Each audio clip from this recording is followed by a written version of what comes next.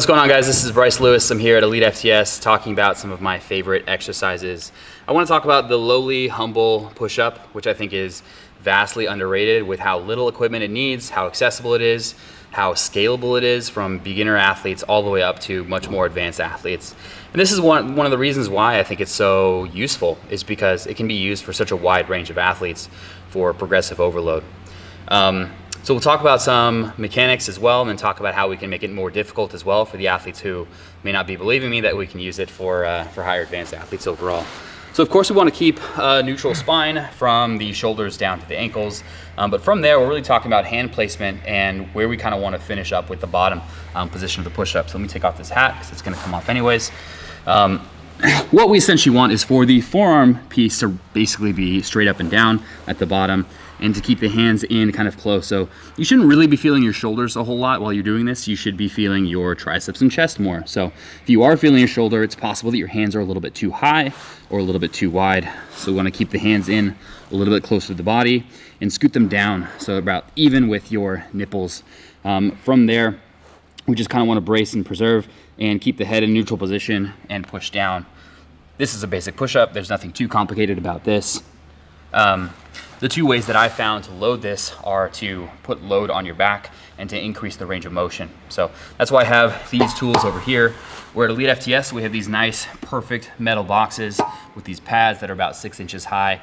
But the basic idea is that rather than stopping where we hit the floor, we have more range of motion. We know range of motion is linked pretty well to hypertrophy as well. So what we can do is raise us off the floor a little bit. And if we want, we can either keep the feet where they are, or we can raise the feet off the floor too. I've got one more pad back here, but any surface will do.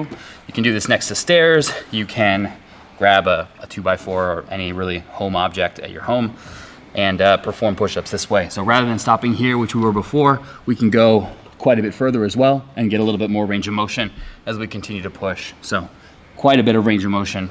We're looking for relatively even pressure in the hands overall, but we still want to make sure that the fingers are in good contact here. And the last thing we can do is put a plate on our back. I've had people load multiple plates on my back. It's kind of sketchy and you need a training partner to do that, but at least up to 45 pounds or maybe even 55 pounds if you have access to 25 kilo plates, you can use a plate. What you'll do is essentially just put it right up over the top here, grab, make a little tabletop there, shimmy it in so it's nice and steady, and we're good to go with our push-up position here, all the way down and all the way up. Now, with my bench at about 500 pounds, somewhere around 90 to 100 pounds of added load would make this so that I'm down in like sets of 8 or something like that, you know? So this is pretty darn close to a good machine chest press with almost minimal equipment here. One of the reasons why I think it's a really good exercise overall, and I hope you enjoy it.